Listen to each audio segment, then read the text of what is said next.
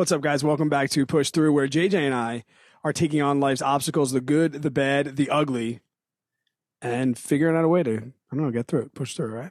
How you doing, bud? Sounds good. I like that. Good intro. Yeah, it was all right. It's weird. I'm gonna keep saying average money every once in a while, Yeah, it happens. but we got pretty good feedback the last couple episodes of a little bit of rebranding. Last week we kind of announced it, and this is our word to the listeners because we've said a few times that we'll be back, we're back, and then we said last week we're making a schedule, we're sticking to it, and there's going to be weekly episodes. So here we are, Wednesday evening. We got a job to do. People need us, and we kind of said to each other that we are going to each just write down 3 things that we want to talk about and discuss, and knowing us, some of them will probably overlap, and we'll get to the ones we can, because we did say last week we were going to talk about money. So I want to talk about options this week, and how much I raked this month in the wheel, and also added a new wheel stock. So we'll get to that, and then some other things. But I did the intro. You start us off. What do you got? What do you want to talk about? I want to know about this picture you sent me with a certain individual that I've looked up to since Lindsay and I lived in Hawaii back in 2016, I believe it was. Okay, so before you guys even know who this guy is, you may be able to guess him, but he's a content creator. I don't know if you call him that now, but he was. I'll tell you what he called himself. In 2016 was the year I first stumbled upon YouTube. Like pre-2016, I'd go to YouTube to watch how to, tune up a car, or, watching a guy do brakes or whatever it may be. But since 2016, that's when I became a YouTube watcher, viewer, whatever you want to call it. And this guy's channel was the first channel I subscribed to. It was the first channel I was religiously watching videos. And I finally stumbled upon myself, and I was like, whoa, what am I doing? I'm watching another dude. It was just the weirdest thing. It was brand new to me, dude. I never was we're talking 2016. This was pretty early for YouTube days even. And I just remember stumbling upon, I was fascinated. And that's where my first love of YouTube started, was with this guy. So who was it, Brad? Yeah. And how did it all happen? there's a couple of things I've realized in the last 24 hours, even the last couple of days, when I've been telling people where I was going. I realized that not a lot of people know who he is. Unless you are really. Dude, the amount of people that I said, "Oh, I'm going to see this," or I'm going to the city," and they were like, "Why are you going to the city?" And I would tell them, and they're like, "Who's that?" Wow. And tonight when I got a picture, in true fanboy fashion, I'm not even playing this off cool. I haven't been giddy. No. I haven't been giddy in a while. It felt good, and I'm sitting on the train on the way home, trying to scroll my phone, who can I, brag a little bit to, who can I send this out to? And I realized that my neighbors, all that stuff, nobody knows who he is, so all right, it was Casey Neistat. I was about to say, just say who. I can't beat around the bush. It was Casey Neistat.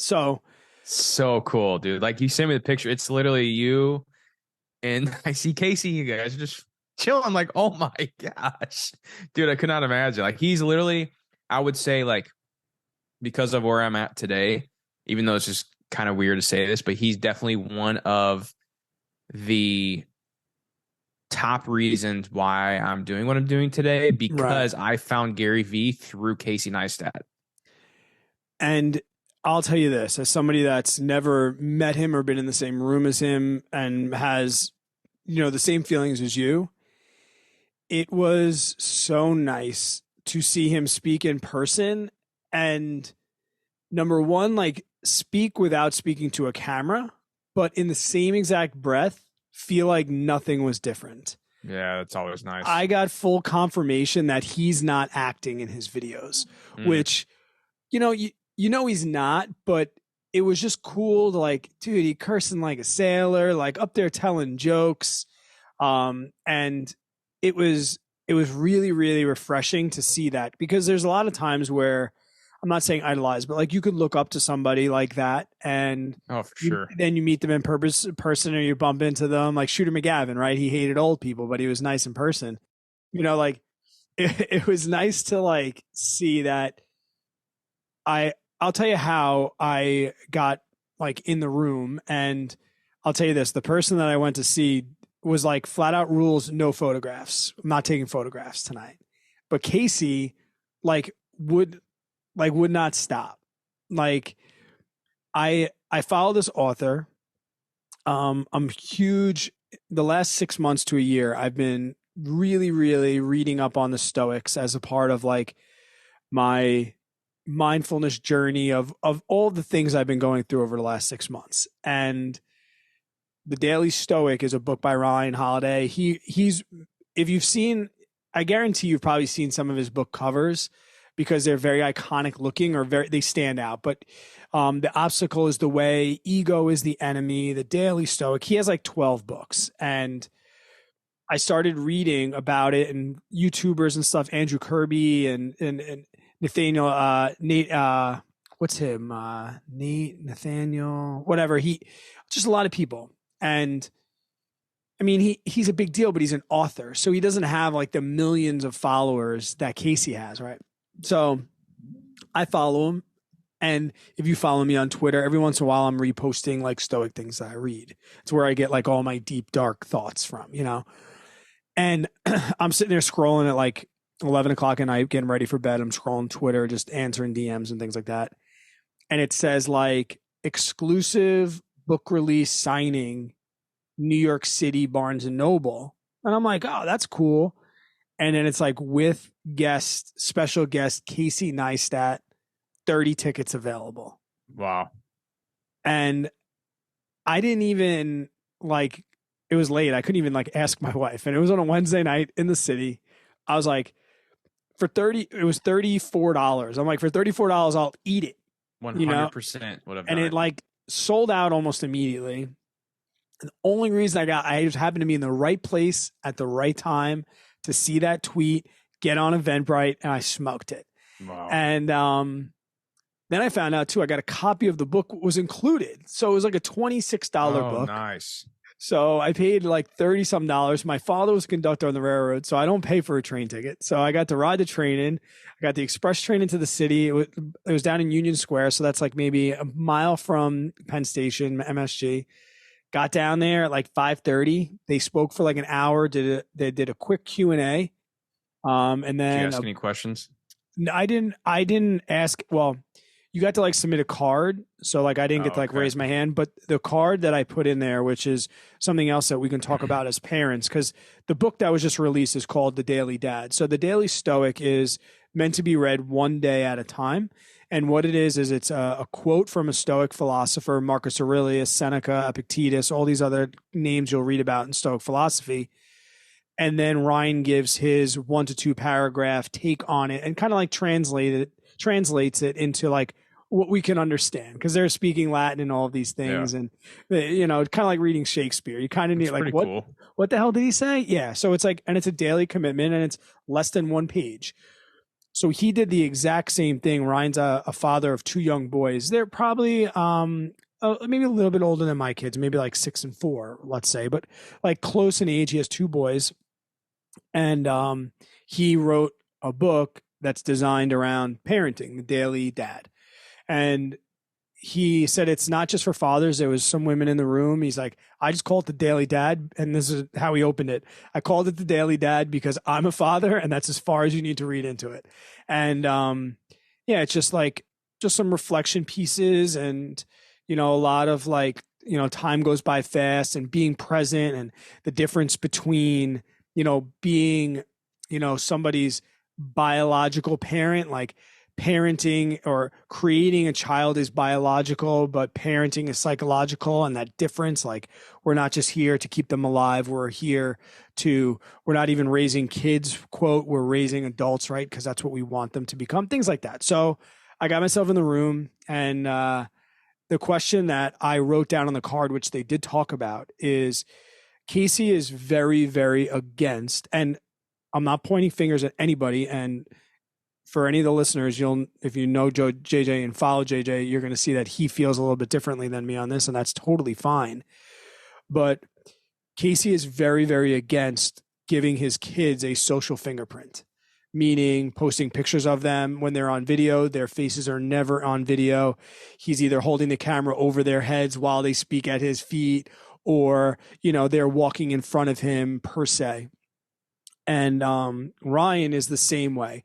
He has his kids in his photos and stuff, but it's always from the back or things like that, or walking down the street in a stroller. You have no idea what they look like. And that's something that my wife and we feel very, very strongly about. Like, it's not one of those things where I care that other people do it. Like, I don't say, oh, how could they do that? But I definitely feel, we both feel very strongly about it. And it's just because we've bumped into kids at the supermarket. We're like, oh, that's blah, blah, blah's kid, and I never wanted that ever to be my kid. And I grew up without social media. It doesn't matter. But my question to Casey was going to be, or what I wrote down was when did you and Candace, your wife, decide that wasn't going to be a thing? Did you feel that way and say it to her? Did she feel that way and say it to you? Because you were a lot more famous than I'll ever be, things like that, and how that same story happened with Ryan. So they talked a lot about that, and I don't really want to talk about what they said because, I don't want it to sound like I'm pointing fingers or care what people do. But it was just something that him and I both align with as far as the parenting thing. So I asked the parenting question, being that the book signing and the book release was the Daily Dad. And he kind of got to talk about it. And like I said, when it was over, they did a book signing. So the author did a book signing, but it was one of those where you came up, you gave the book to the guy at the Barnes and Noble. He put down on the table and he said, "Hey, how are you? What's your," it wasn't rude, but you could tell he had people to get out and he wanted to get the hell out of there. Mm-hmm. It was a book promotion, and so I was like, "My name's Brad, I've been reading your stuff. I love it." And he signed it, quoted it, and then saw that I had the Daily Stoic with me, because at first I was like, I'll get both of them signed. But when they were not making rules, but they were kind of this is going to be a conveyor belt, I didn't bring it up. And he's like, "Oh, you have the Daily Stoic. Would you like me to sign that as well?" And I was like, "Oh yeah, definitely. Thank you so much." And then Casey was like, I was like, "Casey, you want to sign it too?" He's like, "Hell yeah." He signed it. And I talked to him about Strava for a couple minutes. I didn't just take a picture and run, because I'm genuinely curious. And I was like, "Hey man, we got to get you back on Strava." And he talked about Strava and more privacy things, and him having millions of subscribers. And if he posts a route that he does, there's going to be people all over the place looking for him in the morning. Yeah, that's crazy. He's like, as much as I love it, he's like, that is my me time, and that's why I'm not on Strava. And I'm like, that makes Don't blame him one bit. A lot of sense as well. And yeah, it was just a really, really cool experience. It was good to see some of his things that he's really, really focused on when it comes to parenting, because I don't know if you know this, he had a kid when he was 15 years old in high school. So he talked a lot tonight about how he's been a parent his whole life. He's like, I went from childhood right into parenting. I never had adolescence. I never had adulthood. He's like, I don't know what that's like. And, he talked about the difference between his son now that's 25, right? And then he has two daughters that are 6 and 4. Yeah, his son's 25. Damn, so his son is literally, I'm 7 years older than his son. Yeah. Well, he's 15. And I'm literally how old's Casey? He's probably 7 years from where I'm at. I think he's 40. Yeah, 8 years. I'll be damned, dude. That's crazy. He's my age. But of course, I asked him if he wanted to come run some trails. He told me the race told me a race that he's doing soon. He said that's inside information. I'll hold him to it. So I was like, all right, I'll come out and run that race and see if I can find you. And he's like, that's the best way to run with me. I said, I can make that happen. And then I said, I'm running New York City Marathon too. And he goes, I'll be doing that too. He's like, but you look faster than me. I almost laughed out loud. I was like, yeah, okay. This morning he ran 11 miles at 7:15 pace with Ryan. Jesus. I'm like, dude, that's like my PR mile. Yeah. Oh my gosh. But yeah, no, it was just, and also too, being 41, like I don't really have like fanboy moments like that. Like I don't get excited about athletes and things like that. And it wasn't like, oh my God. It was more like, wow, I'm an adult and I respect you as an adult. And, there's been times where I've been on the couch and I needed to laugh and I put one of your videos on, and Ryan, there's been times where like I wanted to lose my cool and act a certain way. And I reflected back on something that you wrote in the Daily Stoic, and that's really why I spent the money and went in. And it's a hardcover book, which I hate hardcovers, but the Daily Stoic really doesn't leave my side. And I'll probably get it from my brother for Father's Day. And it just like, I'm just thinking back now, I'm like reliving it. I just got home and, Casey was like, he said something like, it is better to give a 5-year-old a pack of matches than an iPad. And I was like, oh my God, I love you so much. Like that is, it's so, and like I said, simple things like we're not raising kids, we're raising adults. And it was cool. It was cool. Yeah, that is and good. And if anybody, I can't recommend the Daily Stoic enough. I like to read. I'm a reader, and like, I think the major trend of my like transformation I'm trying to go through, which people are starting to identify as a midlife crisis, I'll take it. But, is like, and I think I heard this on the Nick Bear podcast when he had his running coach on there. I think you watched that episode. I think this is where I heard listened to it during a run. It was good. Yeah. Really he said something like, it's better to be consistently good than occasionally great. And I'm finding that like consistency is starting to become my superpower. So even though like I love to read and I could sit down and binge read a whole book, the fact, just kind of like with journaling, the fact that I like sit down, I read that in the morning and then I do a quick journal from the day before, it literally takes 5 minutes. And I found that it just really helps prep me for the day. And that's something I need to improve on. What's that? Just a reading or just like reflection in general? Consistency. So like there's areas in my life that I'm very consistent at. Like I'm consistently a good dad. I'm consistently pretty good at, staying on task with what I do with my job, for work. Consistently, I feel like I'm going to try to be a good husband. But then when it comes to other parts of my life, like fitness, eating good food, anger, like those 3 things are probably like my biggest weaknesses. Yeah. I'd say food and like liquor, because like, although I'm not like a big drinker, but I still, still want it and enjoy it and crave it. Those 3 are areas in my life that I'm not consistent on, So like, I hope that like this running thing that I'm going through right now, I hope I can stick with it. Yeah. So far I'm really enjoying it, but I hope it's not one of those things where it's like, it's a new shiny object. And in 2 months, I'm going to be on something else. Cause I've been like that my whole life with things like sports. I would love sports for a year or 2 and then I'd be over it. I'm like, I gotta go do something new. I get bored with it. I've been like that my whole life. And I don't know if that's a good thing or a bad thing because I'm always wanting change. My wife sometimes gets annoyed with it.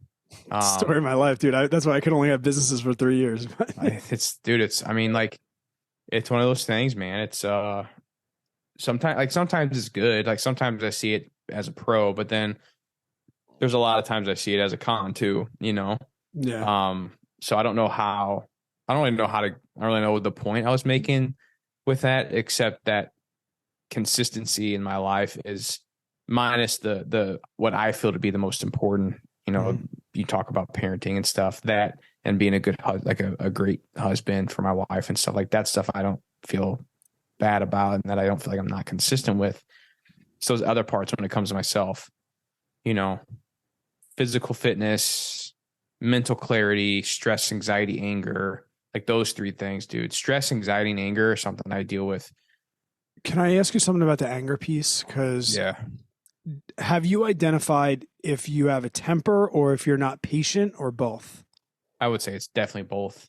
Okay, because like my anger issues were from like a lack of patience, and the Stoic helped me with that. Like I've never been like, I want to get in a fist. I've never like had like a temper. Yeah. You know, I've been a dirtbag when I'm drinking, you know, definitely not a gentleman when I'm drinking. But like for me, like my road rages and like when I would lash out at my wife and my friends and stuff, it was always, I found to be like a lack of patience. And the reason I asked you that is because if you were like, oh, just I'm not a patient person, like the Stoic, it helps. It really does. And the one thing that's like blown my mind early, something that I read, which I tell this to my students all the time and they hate it, is that around the idea that, you know, events do not change our course of action, but how we react to them does. And I tell my kids that it is impossible for them or anything for that matter to frustrate me, because frustration is perception. Frustration is when you've lost control of your own mind, which is why some things frustrate other people but not you, and why some things that frustrate you don't frustrate other people. It's because it's all internal. And at first that made me even more angry.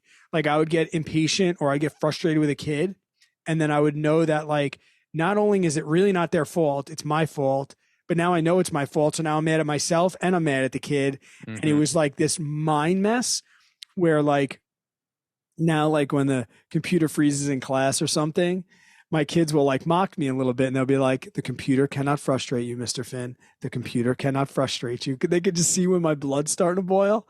And I'm like, you're right. You're right. I will not. Kind of like, you know, yelling is the adult temper tantrum. Right. And, so sometimes that Ryan Holiday, he makes me even more mad at myself. But at the end of the day, like patience is something I'm terrible at. You see me drive. Yeah. Fuck. You know, like I have no patience. I have no patience. Like today on the train, there was a guy, and there's kind of like this code of conduct on the Long Island Railroad. Like you don't talk on the phone. You just sit, you read, or you have headphones in. Like the train's silent. And it always is. And there was one guy, and he was one of those assholes that not only talks on speakerphone, but talks on speakerphone right next to his face. Yes. And he was speaking in a language that was not a first language of the United States of America, meaning English or Spanish. So like,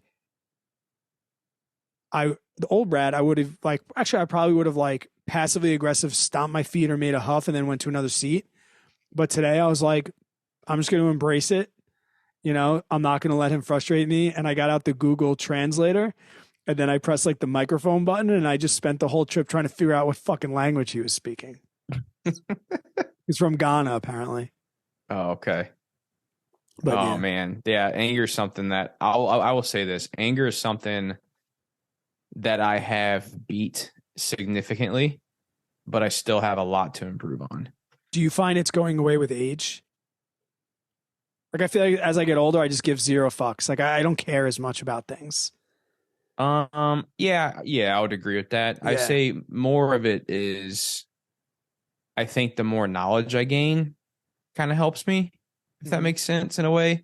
Right. The more I understand myself, the more I understand the world, the more I understand about, like, I don't know, dude. It's just some things I really can't control, and I hate it. You know, but I don't know if that's what is it? What's the word? What's the word whenever you get something from your parents?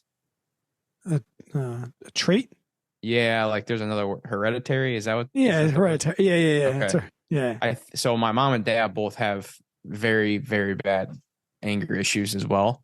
Yeah. My dad's worse than my mom, but my mom's got it just as bad. And they both know it, and we know it as a family. But like, so me growing up seeing it, it being in my blood. It's one of those things I really have fought with my entire life.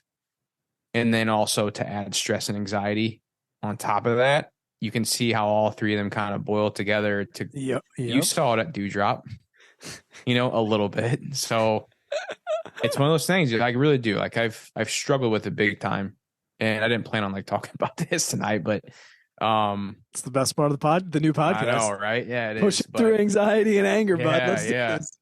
But I have made leaps and strides on the whole anger issue from like where I was before to where I am now as a father, as a husband, as a business owner, as an overall just individual, as a young man. Yeah. I try to tell myself I don't want to be that person. I think also like just trying to learn how you progress in life. Right. Anger's not going to get you anywhere that I want to be. It's not. And that's one thing I've learned big time is there's a lot of things now. Cause like, here's another one of my problems, Brad, is I feel like I always have to be the guy to say something. That's me. Yep. Is it not? Yeah. Yeah. Yeah. So that's another one of my biggest weaknesses is like, you can't swallow it. You can't. No, I can't. If there's a crowd and there's like, so for example, your guy on the phone easily would have called the guy out. Yeah, I know you would have. But that's a bad, I shouldn't have to do. I should be able to sit in my chair and play Google Translator and enjoy the moment, but I can't, dude. It's one of those things I need to work on. Dude, I'm figuring it out now. I'm 10 years older than you. So yeah, like the same thing. Like I had such a hard time just biting my tongue, and I know. You're not alone. You're definitely not alone. I do think part of it is like, I have this mindset of like, I don't ever want someone taking advantage of me. And I also don't want someone like getting the upper hand on me, which I hate. Like sometimes I wish I could just let shit go because it doesn't mean anything. But internally I'm laying in bed at night and I'm like, like it just, dude, I don't get it, man. And yeah, it definitely age has helped, 32-year-old JJ is a lot different than 22-year-old JJ. You can ask my wife. Right. So yeah, dude, I really don't know how to change it. Like I've never really studied it. I've never read on it. I've never watched videos on it. It's just always one of those things I've just kind of dealt with. But if we're getting personal here, like it is definitely that. And then my anxiety and stress, which is something I've just figured out that I had talking to you within the past year or two. And the more I have looked into anxiety and stress is what I've really figured out is, dude, so I don't know if I've ever talked about this on the podcast. Now I'm really opening it up tonight. I may have mentioned it. Have you been drinking? I haven't. No. Loose lips Buckner tonight. So this is, and Brad, I don't even know if you may know this. I think you do. I don't know. Let me know if you do. So when I was young, I was diagnosed with a physical form of Tourette's syndrome. You told me this. Okay. We've talked about this on the podcast too. Okay. Oh, yeah. Okay, good. I couldn't remember. Briefly. Yeah. Yeah. So my mom called me. This was recent. I mean, maybe 6 months ago or whatever, but it was recent. And we had because like I would like go to doctor's appointments and like this was back. I mean, Tourette's was known, but it wasn't nearly as popular or not well known as it is, today. Like I was on different medicines for it and shit. Like I wasn't doing like the verbal stuff, like where people like cuss and all that. It was more of just like, they call them tics. Like I'd blink, like there's still times where like I still catch myself doing stuff. Like when I get real stressed out or whatever.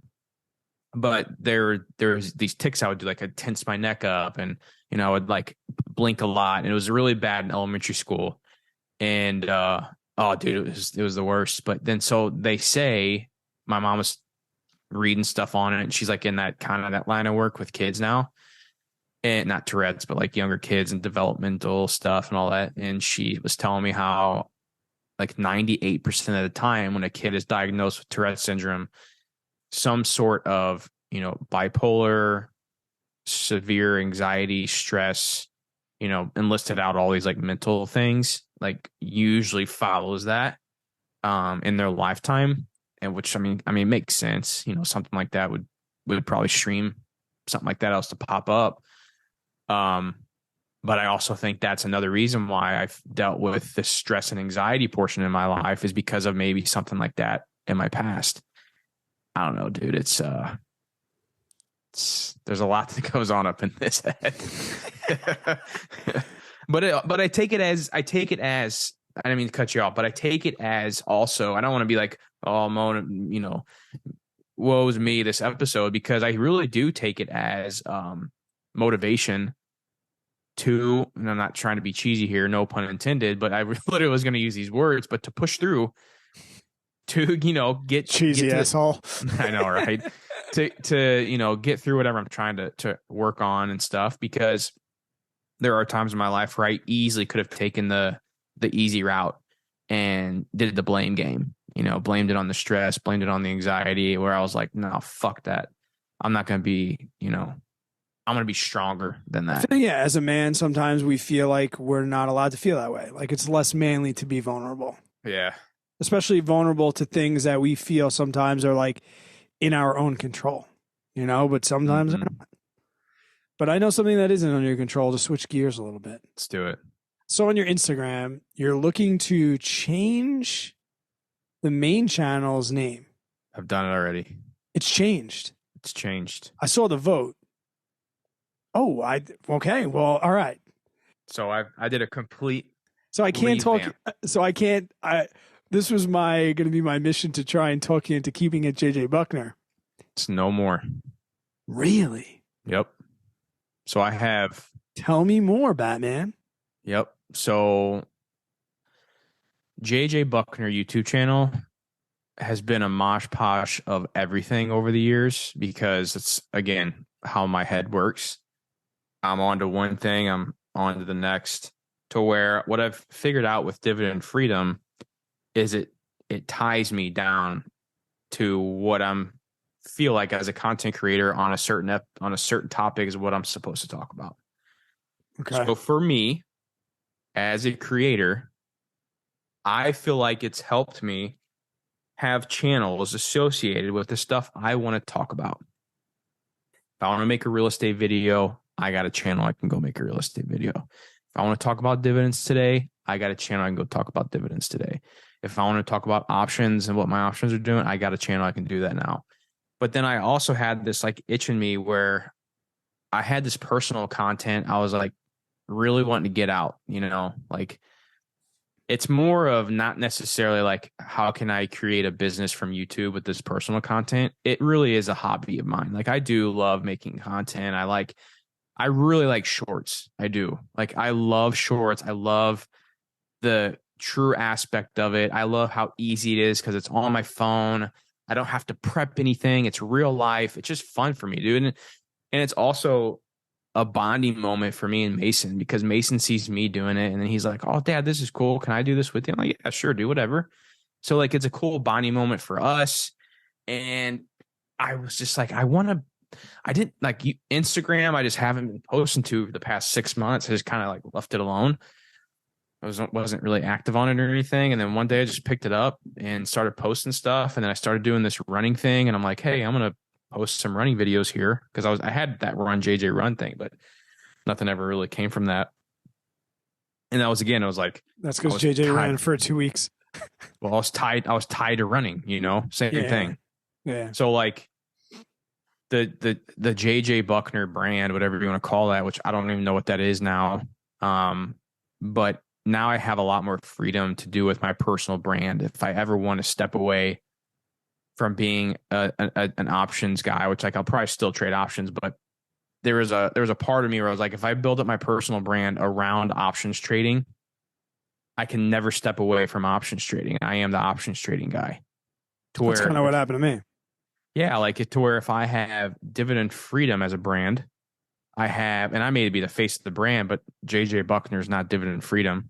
Mm-hmm. And if I have Options Freedom, which is the new name of the channel, of JJ Buckner channel, Options Freedom, I can step away from that brand if I ever need to. But JJ Buckner is whatever the whatever the shit I want to talk about. So that's going to be that'll be Instagram. Well, it's on. I created all new shit. Like, so I have Oh, you made a new JJ Buckner YouTube channel. Everything. I made it. Well, actually, Ron JJ Ron. I just changed to JJ Buckner. Okay. So that's JJ Buckner now. I have a JJ TikTok. I have a JJ Instagram, and then my personal Facebook. I've been posting the reels on there too. Okay. So every reel, short, TikTok, whatever you want to call it, that I post for a certain channel, it's either going to be real estate related, options related, dividend related, or personal. I have a channel for that. And I have 4 platforms every time I do a short. So if I make an options video, it's going on TikTok, Instagram, YouTube, and Facebook, because I have an options freedom page I just created as well. So that's kind of how I have it broke up. It's probably a little much. But once I get it, I think I want to get a scheduled day. So certain days are for certain whatever. That's what Graham did.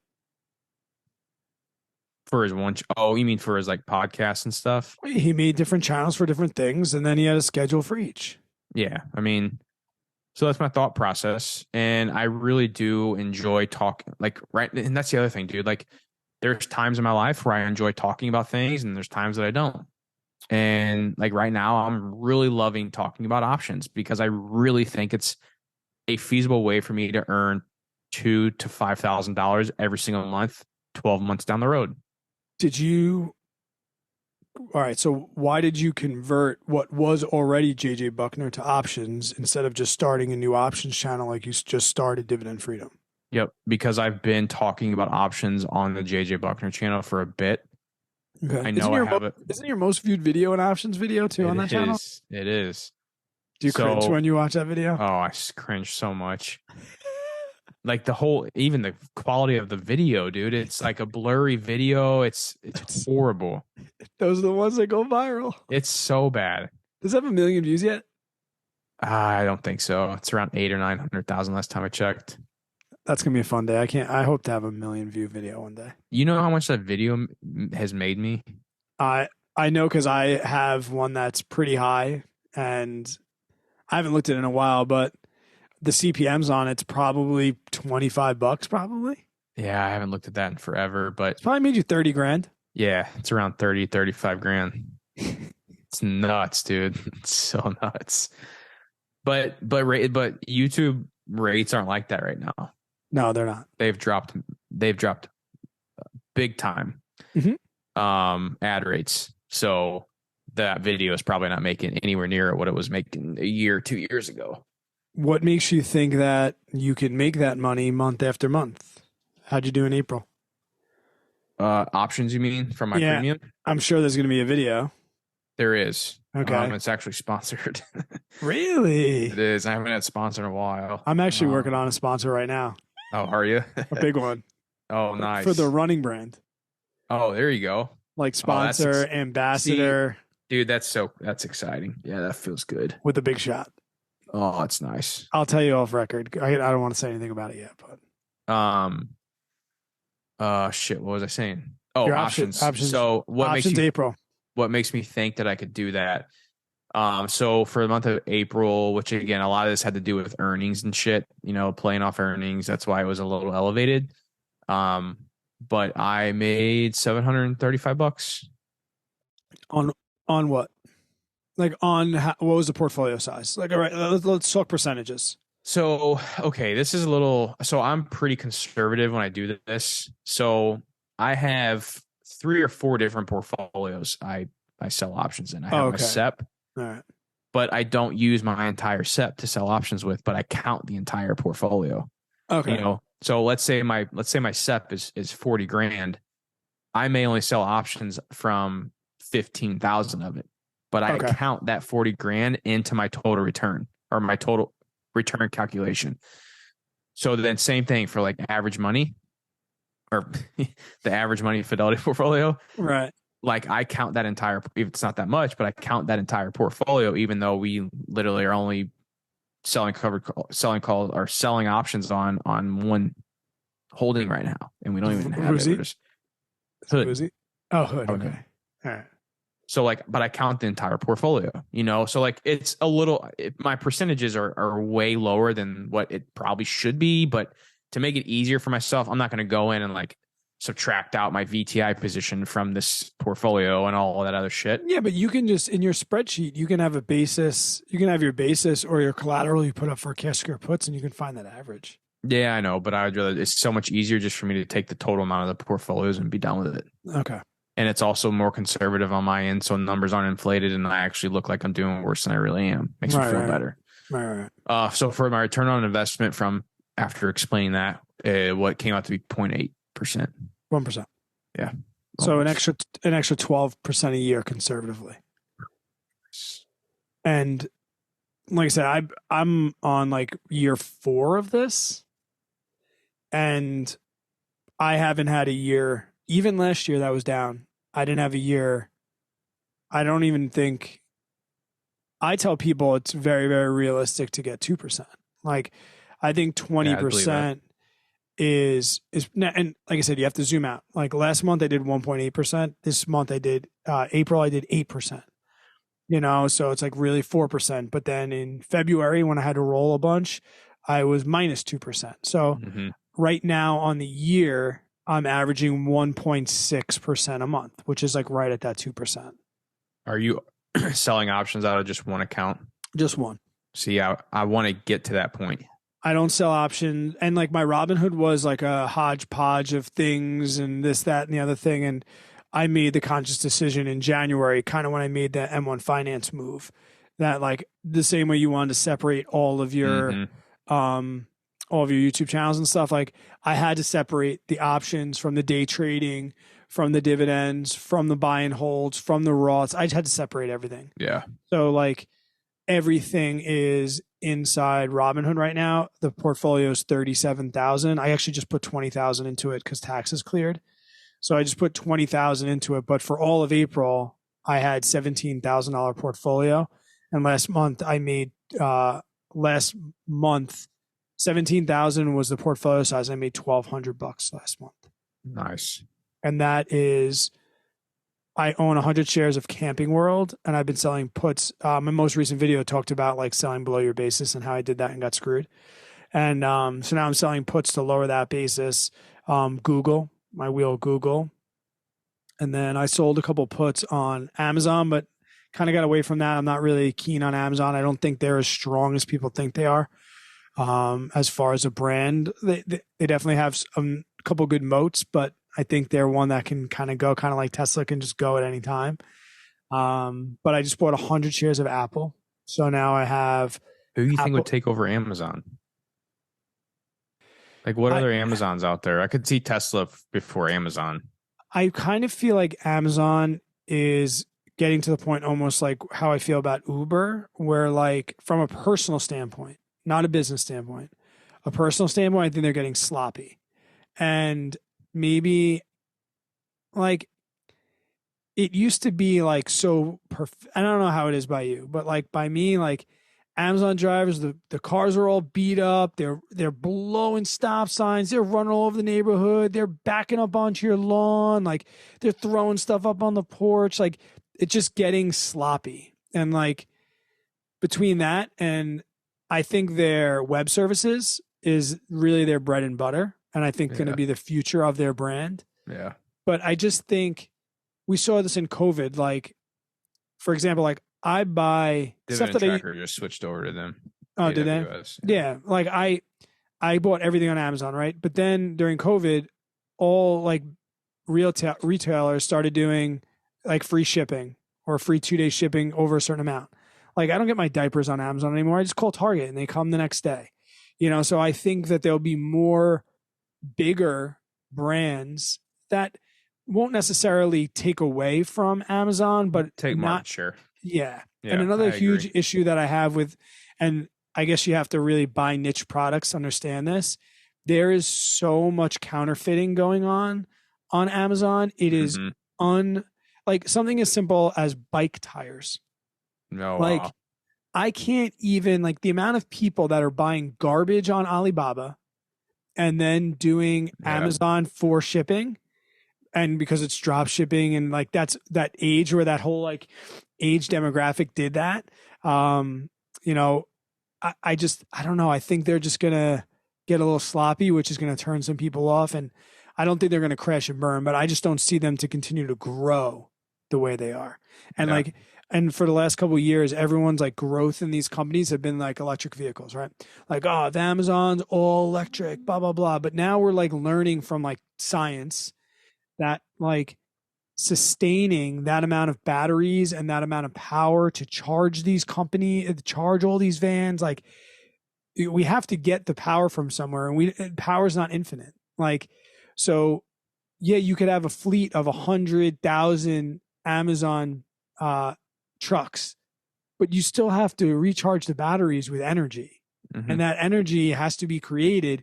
And it's going to get to the point where the cost to create that energy the juice isn't going to be worth the squeeze, you know? So that's just my feeling on Amazon really quickly. But yeah, so I'm very happy with Apple Yeah, and it's Google. solid brand. And Google, I own Google, and I'm trying to build up my 100 shares. But Google, although I love, there's this so long term Google, YouTube, everything they own, excellent brand, excellent company. The advertising portion, which is one of their biggest drivers of their business, could take a big hit here over the next couple of years if we do happen to go into a major recession. Mhm. That worries me with Google, but it's one of those things where, you know, if you can kind of hold long term or sell options on your true average cost and figure all that out, then you should be good to go. But that's a concern I have with Google down the road. But the other thing I just bought 100 shares of, which could be slightly controversial, and I will explain myself, is Starbucks. with the recent drop. Yeah, well, they got smoked on earnings. They dropped like 8% today, and I had a put that I'll probably end up. I was talking to my Discord today. Their ex-dividend is next week. They have like a 1.7% dividend, and I have a 109 strike, and it was trading for like 103 today. If it bounces back tomorrow and Friday and can get above 105, I'll probably take assignment and take the $50 dividend. But if it stays down around 103, I'll roll it out.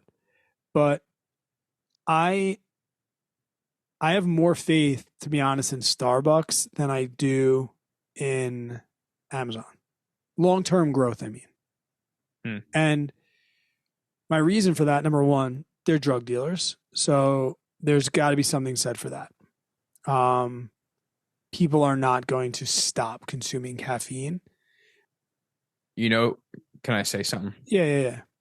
So I agree with you. I think Starbucks is going to be a great company long term. But guess who I've been buying a pose from Starbucks down here? Brew Bros? No, what? Dunks. Really? Yeah. I can't stand that here. Oh, really?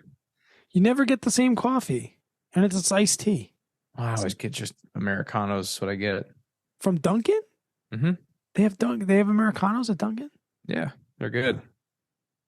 I like Dunkin' snacks better than Starbucks. I feel like if you could put Dunkin's snacks, like they're like little egg wraps and stuff, those are so good, inside Starbucks, I think you'd be pretty good.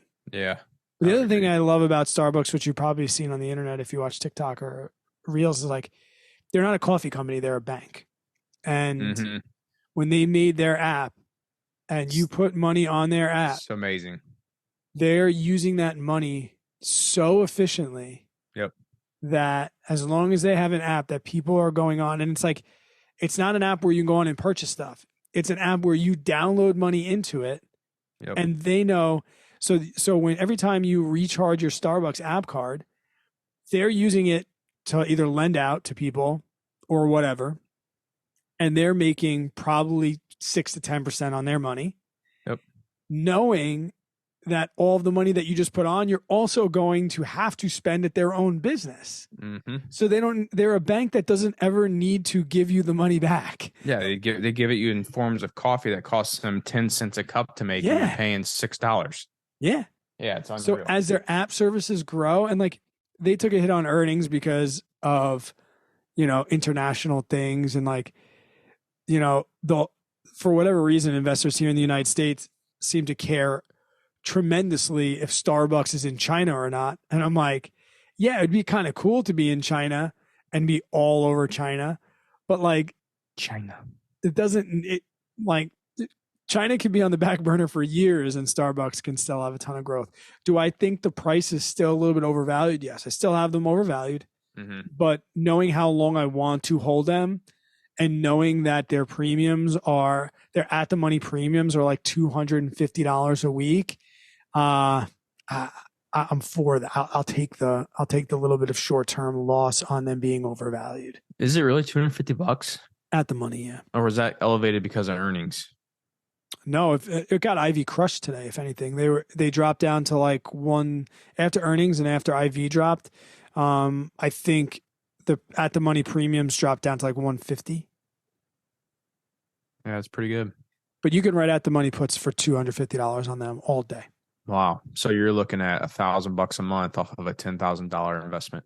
Yeah, I tend to look at the month as really 3 weeks with rolling because my average time that I hold is 6 trading days generally.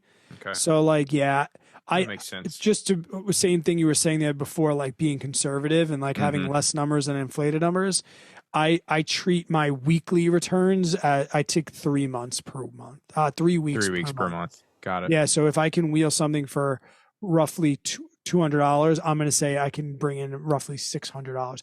And the haters out there are going to say like, can't do that in a bear market. Like I fucking did it. Yeah. Like last year was one of the worst years we had. And it was one of my best years because, and this is something that's been debated with me in my Discord since the beginning of my Discord, that the covered call is a bearish strategy. It is not a bullish strategy. It is a strategy that you use to hedge against the fact that your stocks are not going to go up in price. Yeah, they're going to go down, so you make money off of the fact that it's... Or sideways. Yeah, they stay flat. Now, the thing that gets shitty is if you buy that stock and your basis is at a certain spot and then it begins to go down. But like if you've had a stock now for a year and you're writing calls at basis that are 20% above your cost basis, you have some room for that stock to go down 20% before you're even at your basis, and you're collecting money the whole entire. That's what happened to me last year because I had investments for a year or two, and they were all up because we had the biggest bull run ever right before that. So I had so much room between the strike price and my basis that I made money all the way down and didn't get smoked. Yeah, I hate when like people don't do it. They just hate on it. Yeah. So to get into that then, do you believe selling options is something someone could do to actually pull in let's say $4,000, $3,500 a month is like a normal wage maybe? Do you think okay, 3,500? I guess I'm thinking like take home pay. Yeah. 3,500, $4,000 a month is a normal average wage in America, I would guess. Mm-hmm. Do you think with time and building up an account, do you think somebody could do that to be able to pull in a normal wage? We have a list. I don't know if he listens to this, but I have a guy that subscribes to me on YouTube. He just made a YouTube channel. I'll shout him out, Wayne Nichols. And he has an enormous portfolio. Like impressive. Like he has worked really hard. He saved up a lot of money because that's the one thing, right?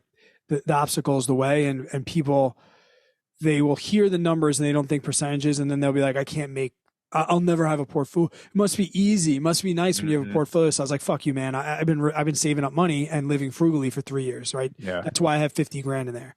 But if I had $100,000 in Robinhood right now, I would make over $5,000 a month. Yeah. Now that would be before I pay before I pay short-term capital gains tax, and before I'm going to have some bad months. I'm going to get smoked for 10 grand 1 month. For sure. But if I zoom out to the whole entire year, I'm going to make I would say 15 to 20,000 on 100,000, right? I'm going to make 15 to 20%, right? So that's going to be 20,000 conservatively. Now, can you live off 20 grand? No, but I'm saying, Yeah. I'm only saying that just so I don't have people soundbiting me and putting my, having them put my foot in my mouth. Like I've said to you that I think I can get 25% writing puts the right way with really, really good, because here's the other thing. The larger your portfolio is, the generally speaking, the higher the quality of stock. Mm-hmm. Like if you're wheeling $20, $30 stocks at $10 to $15 premiums a week, great. I started with fucking Wells Fargo and AT&T. Great. Mm-hmm. I remember when I was able to wheel Aflac, like that was a big fucking deal. Now, as I'm getting up, and now I have Google, I have Apple, I have Microsoft, I have Starbucks. Like, not only can I take a loss because they're quality companies that will probably rebound because I'm going to do this long term, but like there's a little bit of that safety blanket. And to answer everyone's question, then why don't you quit your job and put you say you're liquid how? Like I've always said that this is a hobby for me. Right. I never want to feel the stress of making money off of selling options. For sure. I don't frankly think that anybody should ever want to do that. Now, if you're in retirement and you hate dividends and you want to have a little bit of action every day, yeah.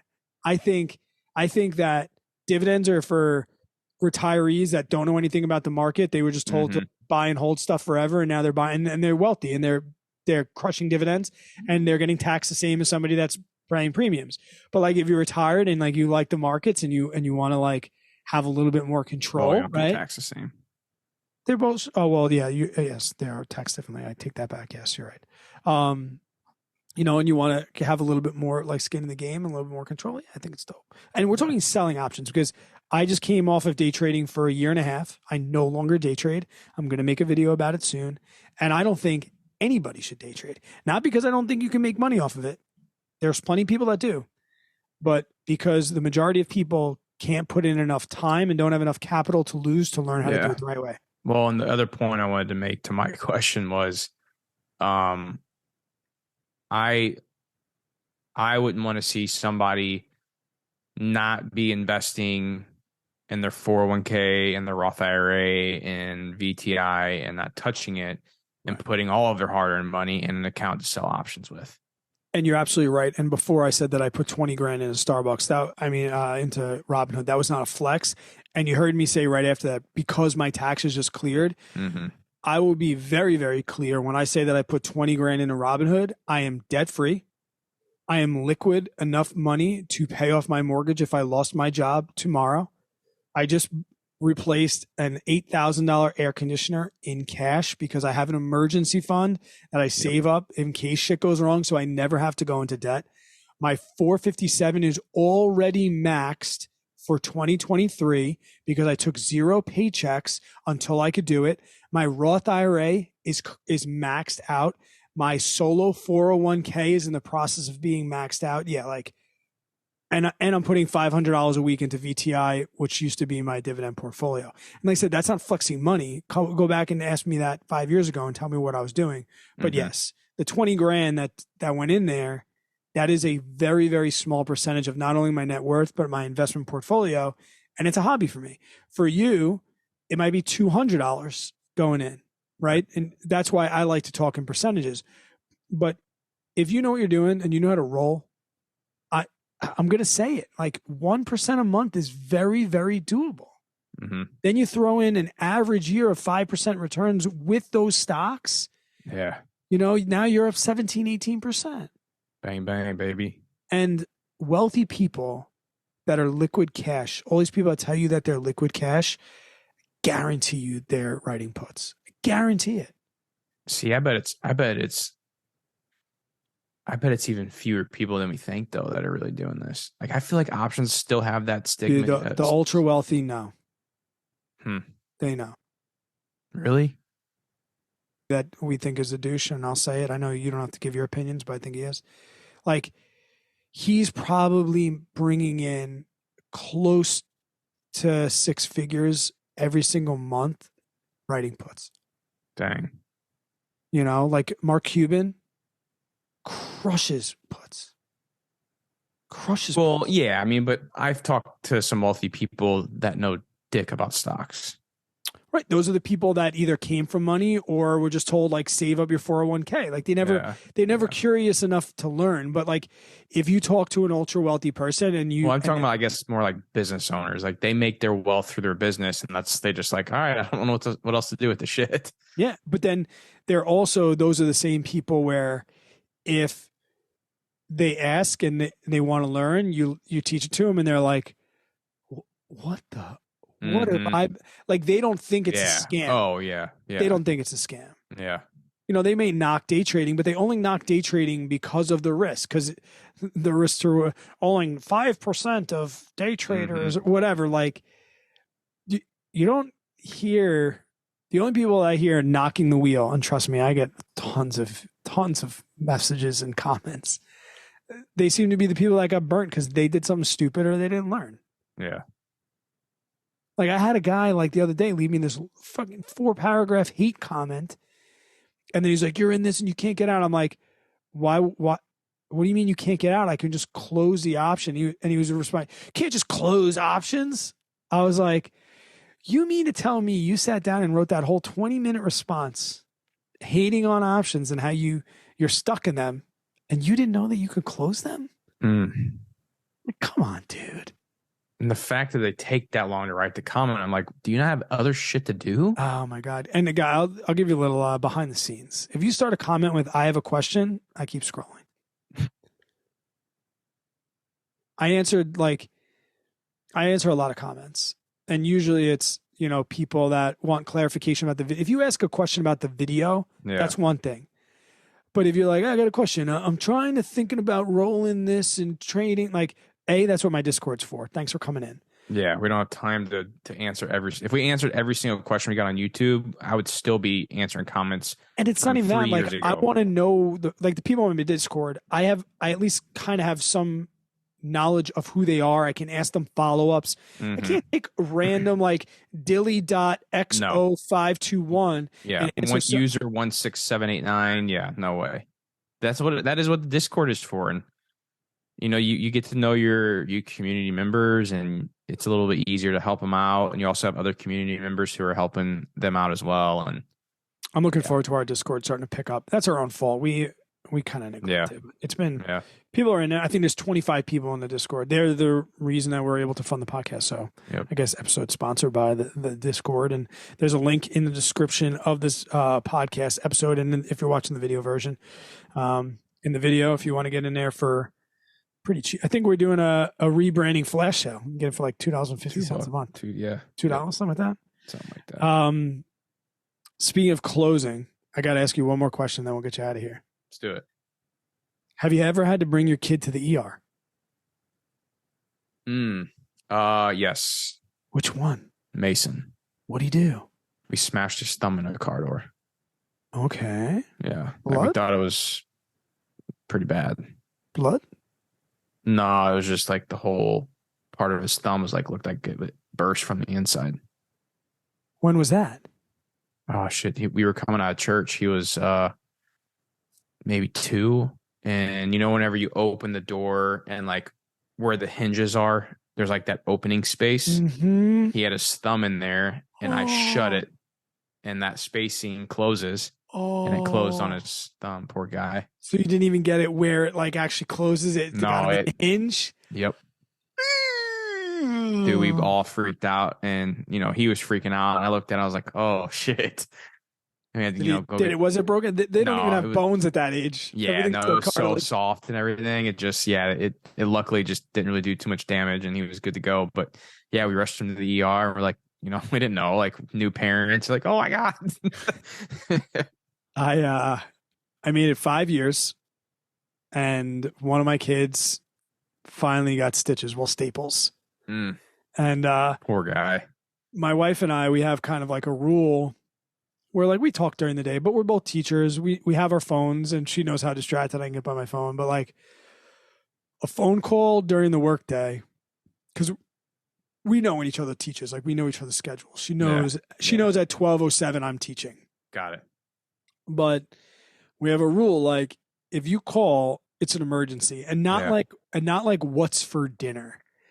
And I'll get the call every once in a while, and generally it's a pretty big emergency.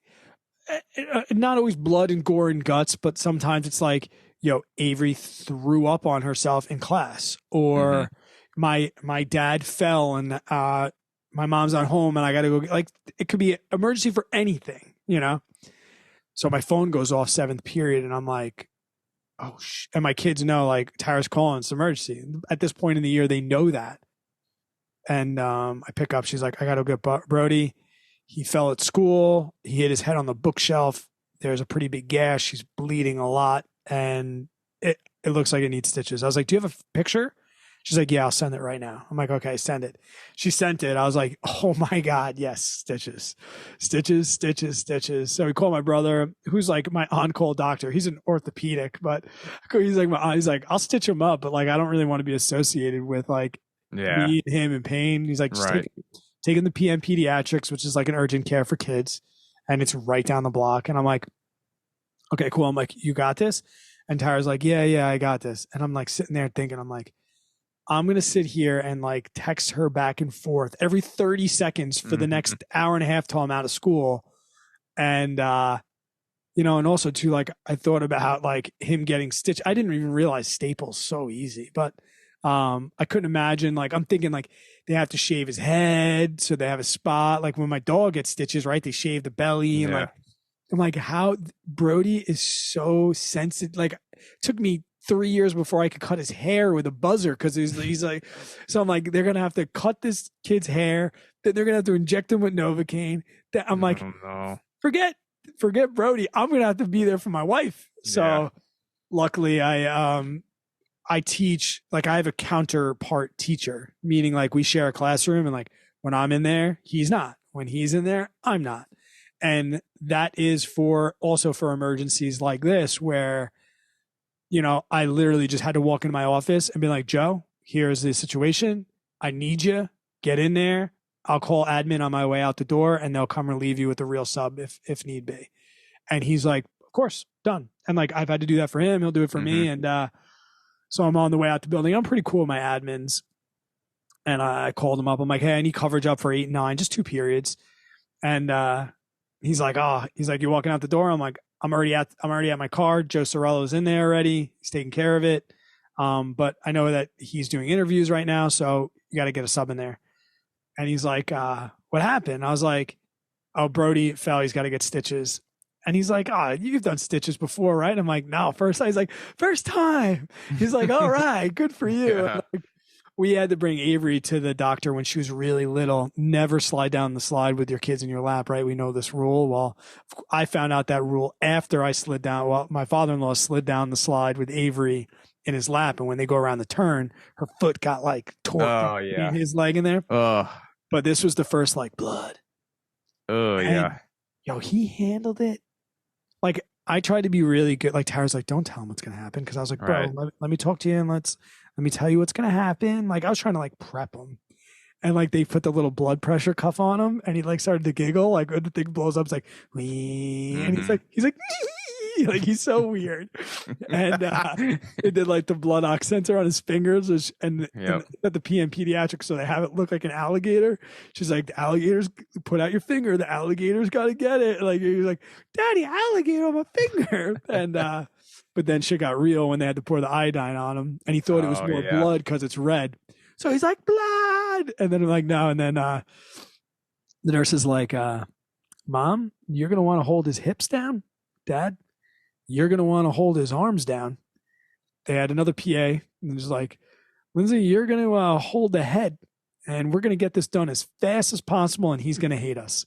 And you just hold as hard as you can. So I put on Encanto, and like pinned him down. And I think when he felt the stress of being constrained, you could tell he just started to cry. And then the stapler was like, it was awesome, but it was like the first one went in, and he fucking yelled, and it started to scream. And I'm like, I wanted to tell him, like, dude, if you stay still, like, we'll get all of these in and be done.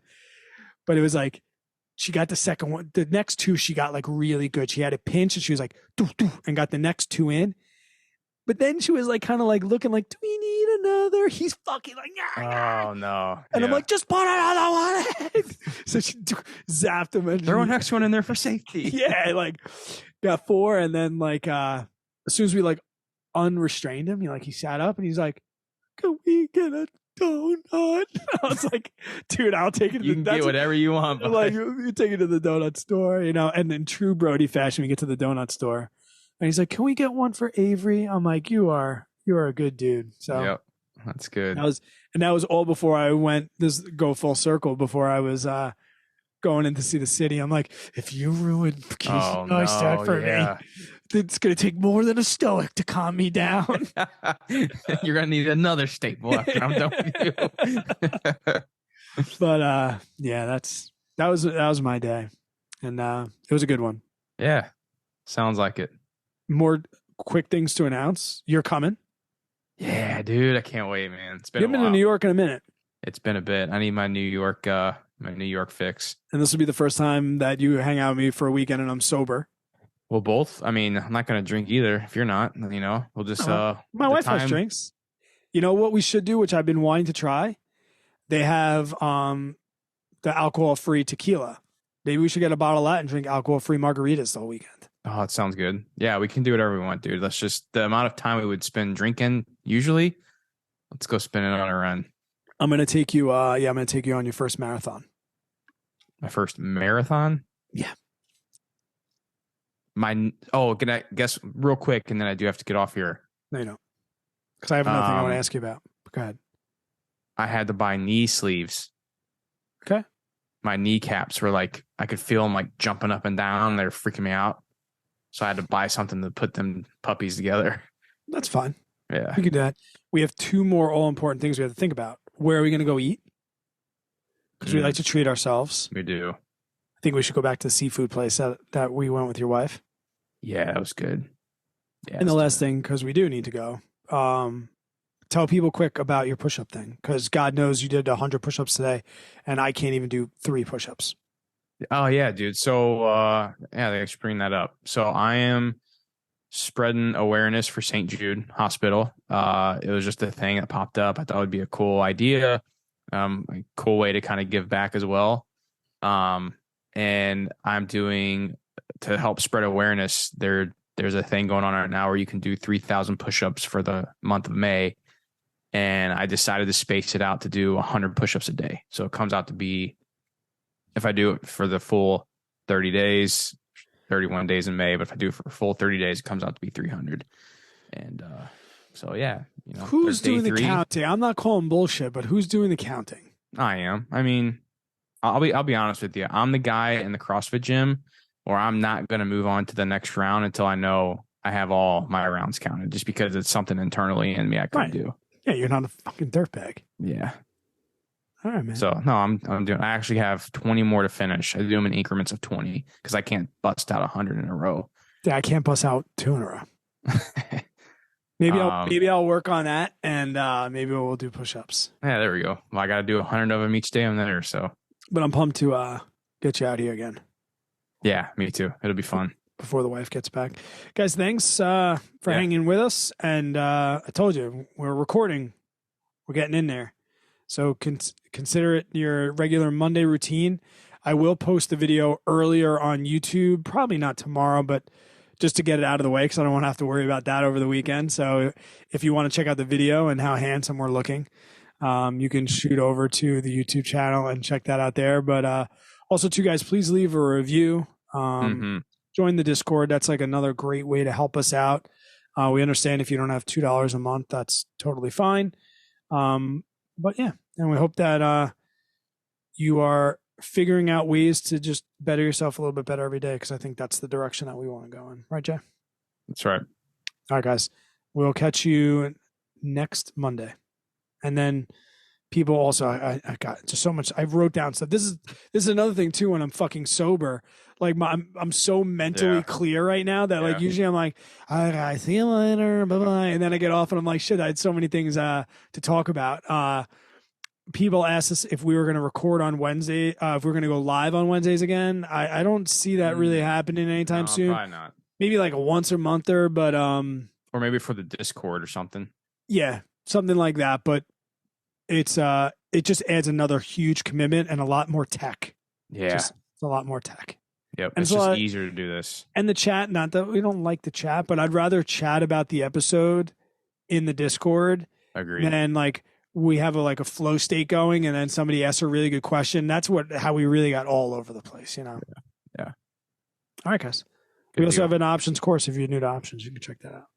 Use code options for 50% off. 50. Yeah, we're just giving this shit away now. Mm-hmm. Right. It's a good one too.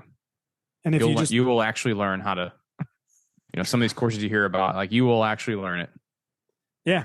And I have a book on the wheel strategy. You can type in Brad Finn wheel in Amazon, and you get it on your Kindle. You get the paperback. It's up to you. Yeah, we got some stuff. Boom. We're gonna promote ourselves from now on. Yeah, I don't see anything wrong with that. I know. I don't either. All right, guys. All right. Enjoy your evening.